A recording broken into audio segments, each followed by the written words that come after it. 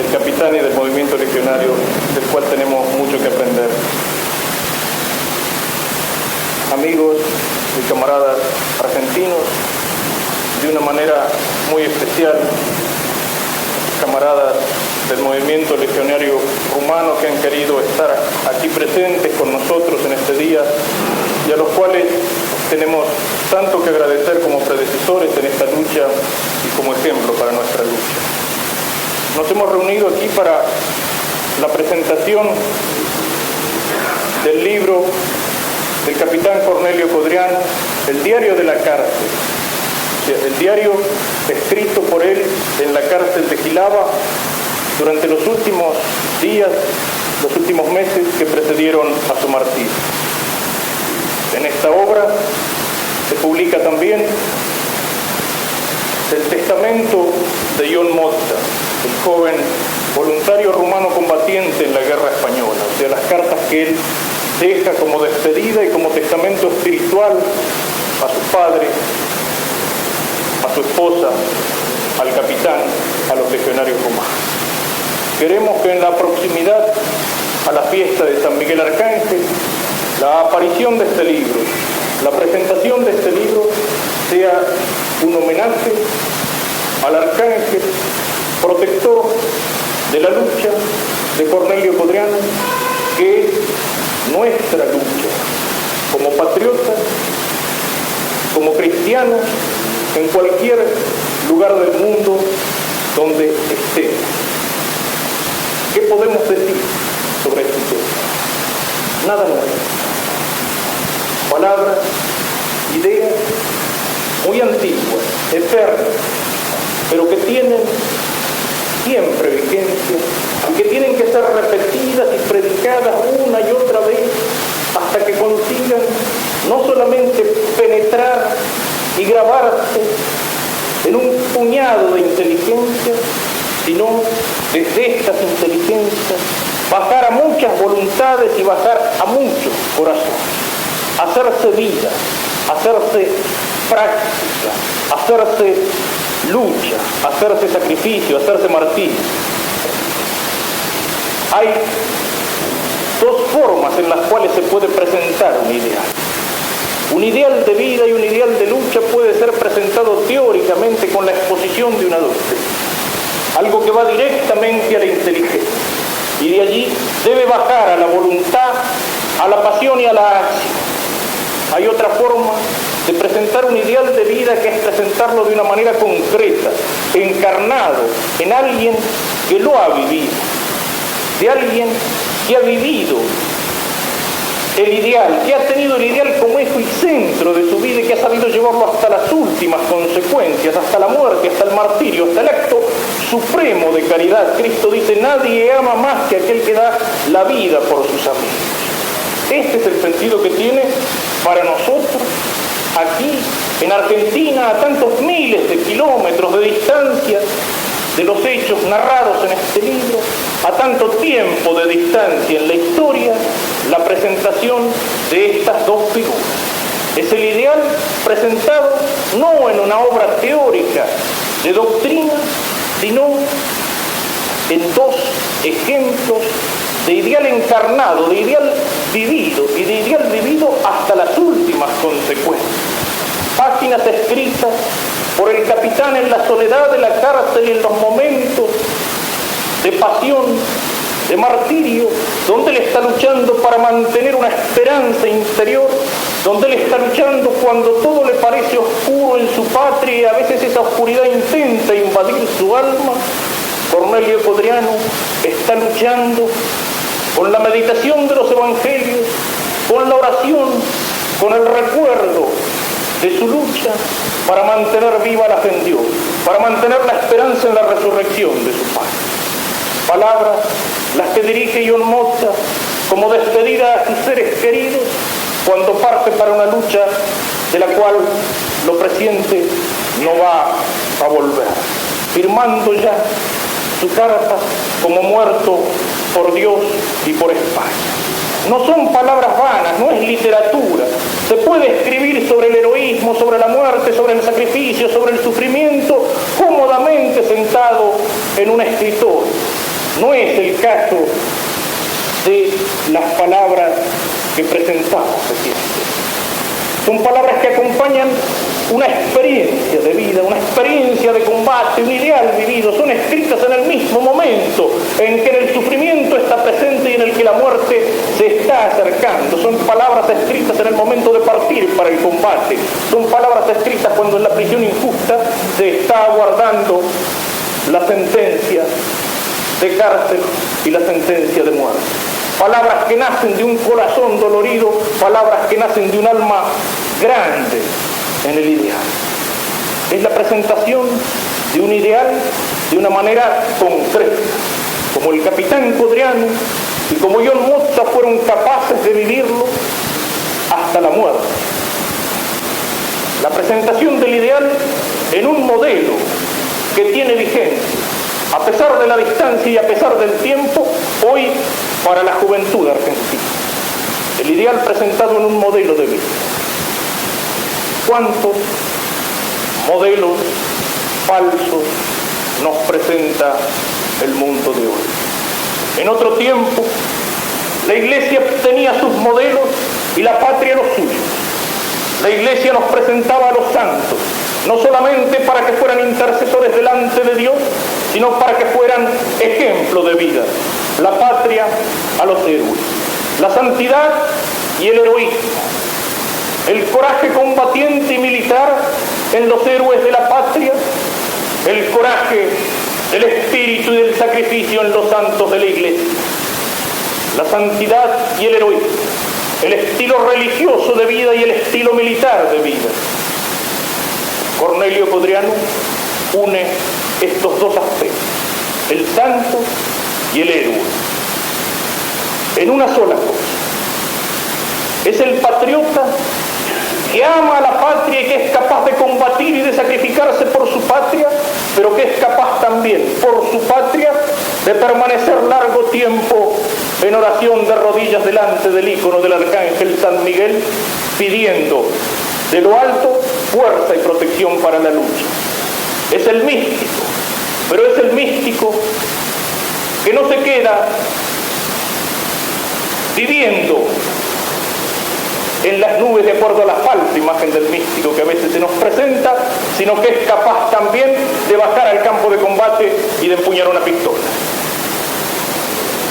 Santidad y heroísmo, el santo y el héroe, el espíritu militar y el espíritu religioso aunados en un solo corazón y en una sola vida. Esto es lo que nos presenta el capitán Codreanu. ¿Cuántos modelos falsos, en cambio, nos presenta la sociedad de hoy? ¿Cuáles son los modelos que las presenta una patria que vuelve la espalda a sus héroes y que falsifica sus propios? ¿Cuál es el ideal de vida que se presenta para la juventud de hoy? Modelos falsos, modelos baratos.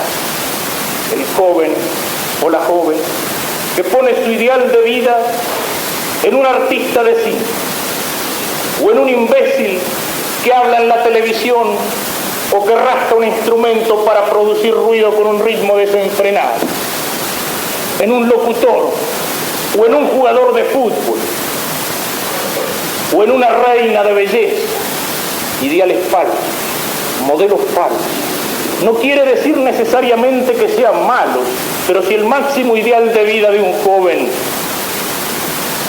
es un locutor de televisión, si el máximo ideal de vida de una joven es una artista de cine, la artista puede ser muy buena, puede tener un alma en gracia de Dios, puede ser santa, pero no es eso lo que miden los hombres, sino la medida de la materia, la medida del cuerpo, como si fuera un animal en la exposición rural. Modelos falsos que se presentan a la juventud. Puede ser que no sean malos, pero si este es el máximo ideal de vida de un joven, está apuntando muy bajo en su vida. Está apuntando muy bajo. El héroe ha desaparecido, reemplazado por el ideal materialista, por el ejecutivo, por el hombre de éxito, por el ideal del dinero, por el ideal del sexo, por el ideal de la materia. ¿Y el santo de la iglesia, dónde está? En una iglesia en la cual se piensa demasiado en el diálogo, en una iglesia donde hay demasiadas componentes, en una iglesia donde hay demasiada diplomacia. ¿Dónde está el santo? El santo molesta. El santo compromete. Y sobre todo si el santo es mártir, si el santo es cautivo, si el santo es perseguido, el santo se vuelve molesto para la iglesia del diálogo, de la diplomacia, del compromiso, de la componenda. Pensemos, para hacer un solo nombre, en el cardenal Mincer. Uno solo. Es un nombre que suena. ¿Cuántos nombres oscuros hay detrás de la cortina de hierro, de la cortina de bambú, que están pagando su adhesión a Cristo, su amor a la patria, con la cárcel, con el campo de concentración, con la muerte? Hay una iglesia del silencio, que sufre en silencio y que testimonia en silencio, y hay una iglesia, la nuestra, la de Occidente, que es una iglesia silenciosa, una iglesia que no habla para no comprometer, una iglesia que se avergüenza de sus mártires, una iglesia que tiene miedo de enseñar a sus mártires, y eso cuando no va a buscar mártires falsos. Y entonces tenemos el mártir Luther King, o el mártir Camilo Torres, o el mártir Che Guevara, mártires falsos.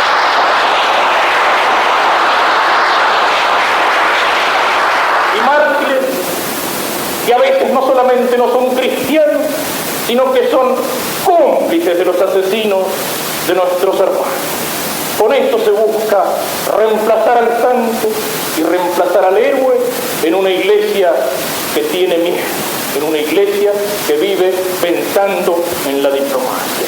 ¿Cuánto han sufrido esto nuestros hermanos del Este?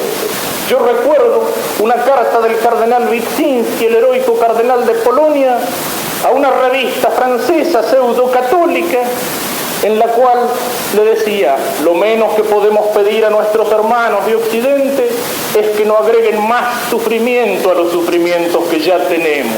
Non est addenda afflictio afflicti. No agreguen más sufrimientos a los sufrimientos que ya tenemos. Un pedido de estos tendría que ser para nosotros motivo de vergüenza.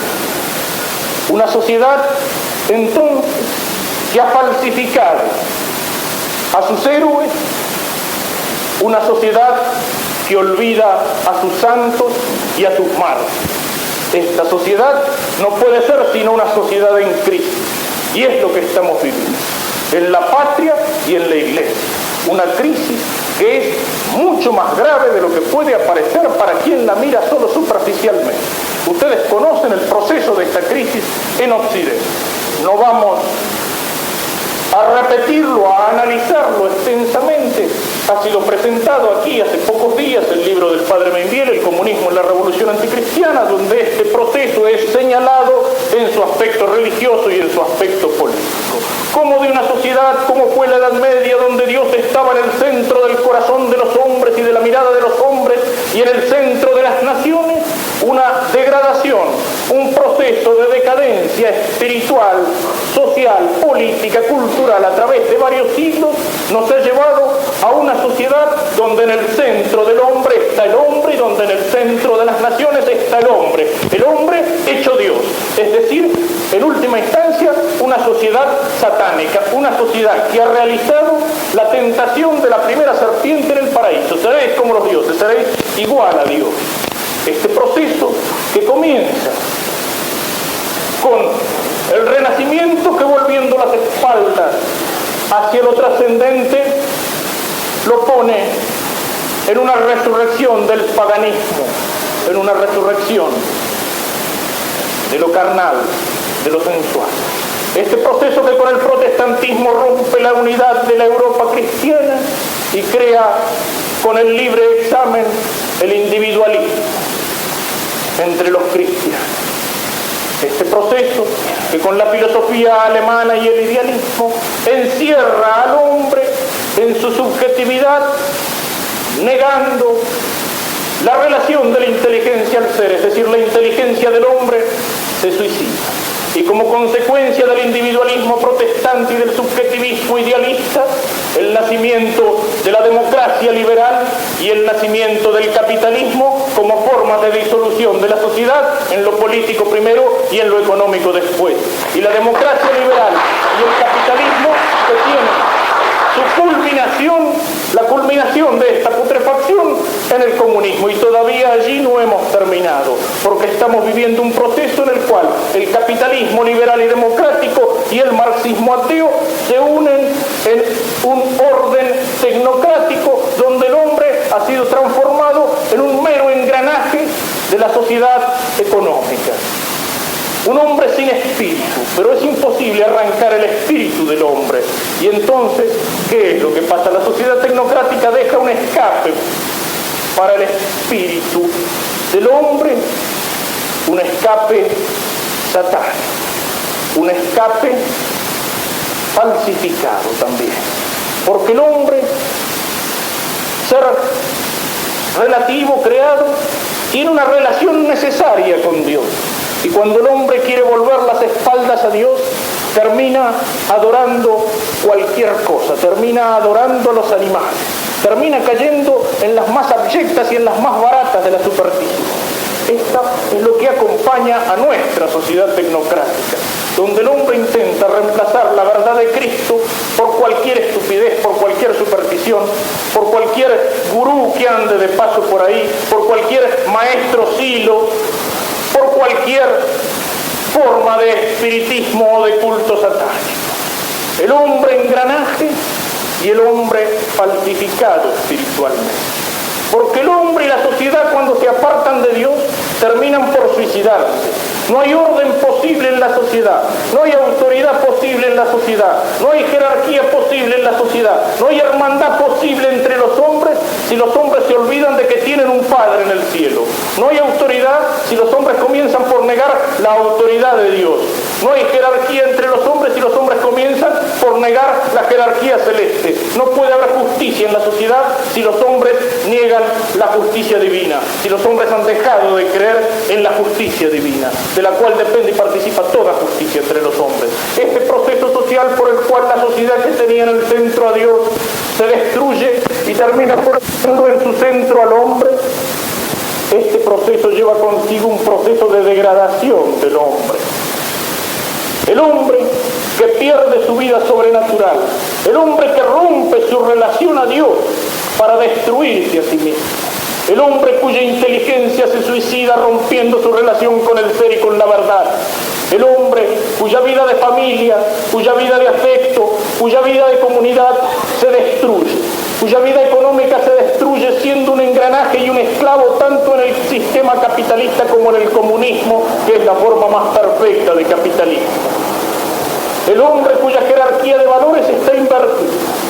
La mayor parte de los hombres, nos dice un axioma de la propaganda y que dirige la propaganda, la publicidad comercial o política, no piensa sino que siente. El hombre de hoy, al que podríamos describir con aquellas palabras de Nietzsche en el Zaratustra cuando habla de la raza de los últimos hombres, o con el término de los existencialistas acerca de la dispersión banalizada. L'uomo sfuggente, dice un pensador italiano, el hombre disperso, el hombre al que le falta un ideal y por faltarle un ideal le falta un centro en su vida, le falta algo que unifique su vida y que le dé un sentido. El hombre que vive pero sin saber para qué vive y sin saber para qué muere. Y entonces es el hombre disperso, el hombre que se deja llevar por las pasiones, por los estímulos exteriores, por lo primero que le presenta, por sus concupiscencias, por sus caprichos, por su sensualidad, incapaz de jugarse, incapaz de amar en serio, incapaz de sacrificio, incapaz de esfuerzo, incapaz de ascética. Este hombre es producto de esos siglos de decadencia. Yo recuerdo un ejemplo un poco anecdótico sobre esto. En alguna de las naciones que intentaron levantarse contra este proceso de decadencia y que fueron aplastadas por la alianza de las potencias del judaísmo, del comunismo y de la democracia capitalista.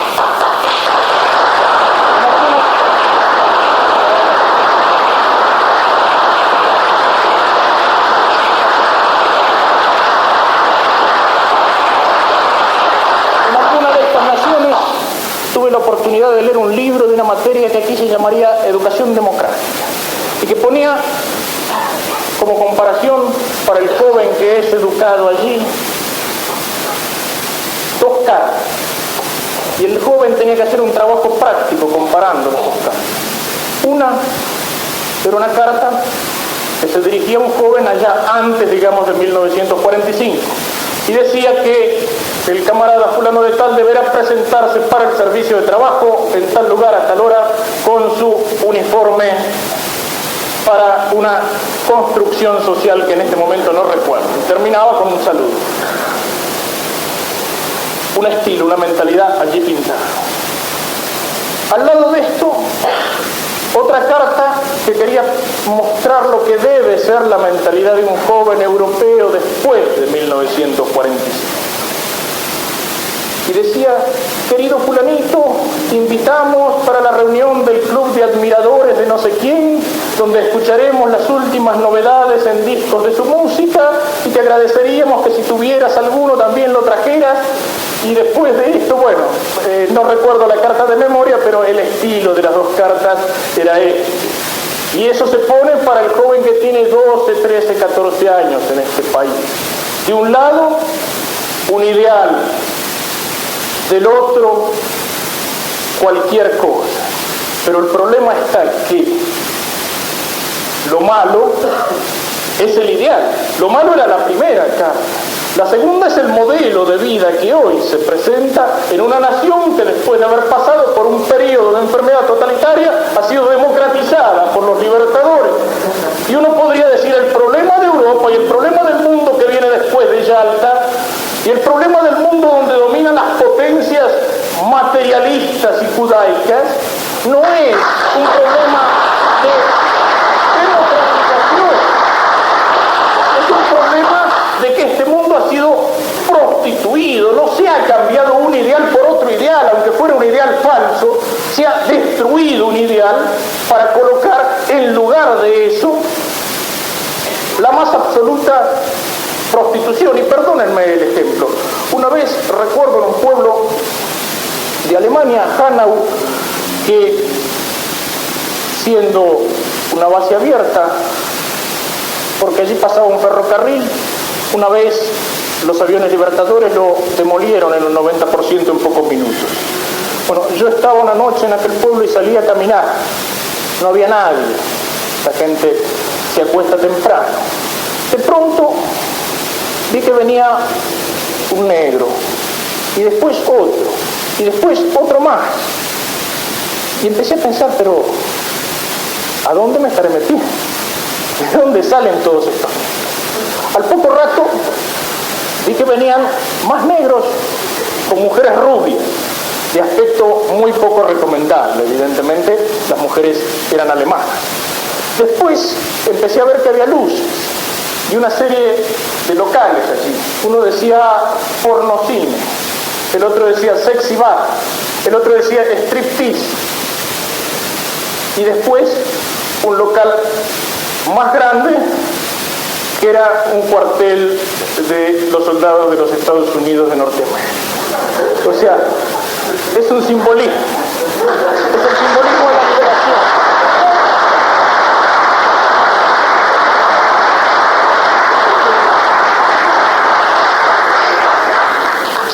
Bien, este mundo y este hombre, vaciado por dentro y volcado hacia afuera, volcado en el camino y en el sentido que le indican sus pasiones, sus caprichos, su concupiscencia. Estamos viviendo este mundo. Estamos viviendo lo que llamaba René Guénon, con un término de los hindúes, una Kali Yuga, una edad oscura, una edad del hierro, el ciclo terminal de una civilización. Estamos viviendo el ciclo terminal de una civilización blanca, occidental, cristiana. Y si no hay una reacción, ese ciclo terminal será definitivo, será un ciclo de destrucción. Lo que está destruido, lo que está corrompido, lo que está prostituido, no son solamente algunas estructuras externas que se puedan arreglar más o menos, que se puedan emparchar, que se puedan solucionar con una pinturita desde afuera. No son ni siquiera estructuras, la corrupción está en el interior del hombre. Hoy se habla mucho de cambio de estructuras, y el cambio de estructuras parecería que fuera una varita mágica con la cual se solucionan todos los problemas. Cambio de estructuras sociales, políticas, económicas, cambio radical de estructuras, y allí está la varita mágica. Y es cierto, las estructuras están corrompidas y hay que cambiarlas, pero lo que está corrompido antes que nada es el hombre. José Antonio decía, nuestra revolución comienza en el hombre, y Cornelio Codriano dice, la crisis de nuestro país no es una falta, nuestro país muere, nuestro país se ahoga, no por falta de programas, por falta de hombres, y lo que hay que crear son hombres nuevos, no programas nuevos. Estamos cansados de programas, las mejores estructuras sociales, políticas o económicas, las estructuras teóricamente mejores en cualquier orden que sea, no sirven absolutamente para nada si el hombre está corrompido en su interior, si el hombre está podrido por dentro. Y ese es el problema. Y enfrente a ello, ¿qué es lo que hacemos? ¿Cómo reaccionamos en este momento de peligro y de destrucción para nuestra civilización, para nuestro hombre, para nuestro mundo, para nuestra patria? Hay reacciones, pero estas reacciones son reacciones insuficientes en la mayoría de los casos. ¿Por qué? Porque son parciales. Recién daba un ejemplo de parcialidad. Hay que cambiar las estructuras, pero no se habla de cambiar al hombre. Es muy fácil arreglar al mundo desde una mesa de café. Es muy fácil solucionar los problemas de la patria en mesas redondas. Es muy fácil solucionar los problemas del mundo en mesas redondas. Pero empezar a cambiar el mundo cambiando ese pequeño pedazo del mundo que llevo adentro mío, esa pequeña parte del mundo que es cada uno de nosotros, eso no, eso es difícil, eso cuesta, eso exige una ascesis, eso exige un sacrificio, eso exige una purificación, eso exige una conversión interior y un cambio exterior, eso exige un ideal, exige una entrega. Entonces eso se deja de lado. Lo que hay que cambiar son las estructuras, la corrupción de las estructuras, no la corrupción del hombre que está podrido por dentro y que no quiere cambiar porque eso duele, porque eso cuesta. Se reacciona en contra de la crisis, pero se reacciona de una manera parcial. Señaló recién una parcialidad, señaló se reacciona solamente en un plano. Es un problema cultural, entonces para solucionar lo que tenemos que hacer, círculos de estudios, mesas redondas, formar las inteligencias, de acuerdo, hay que hacerlo, pero no podemos quedarnos allí.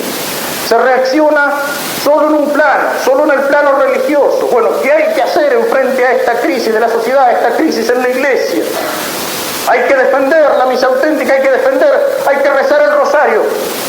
No basta para transformar todo este orden de crisis. Cuidado, no digo que no sirva, al contrario,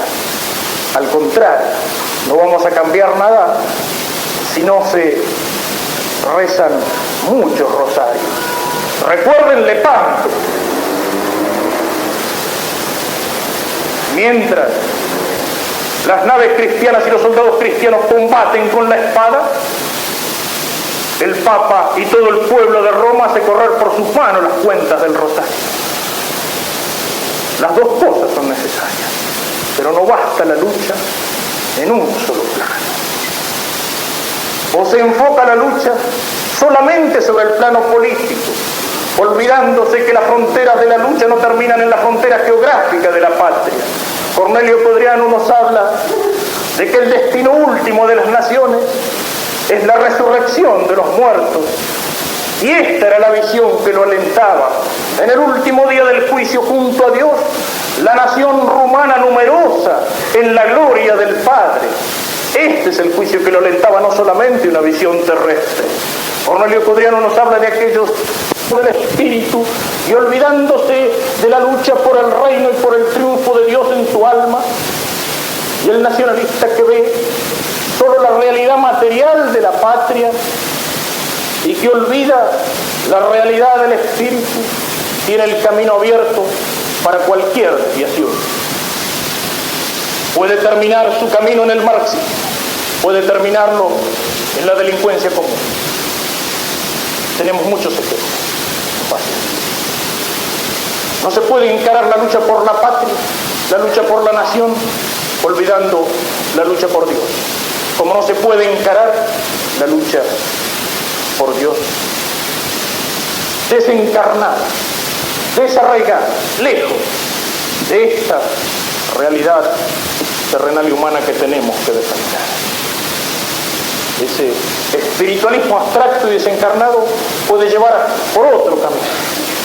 La lucha por la fe, y se olvida que esa fe debe iluminar la vida de los hombres y que Cristo debe reinar sobre las naciones, si falta el sentido de patria y el sentido de combate.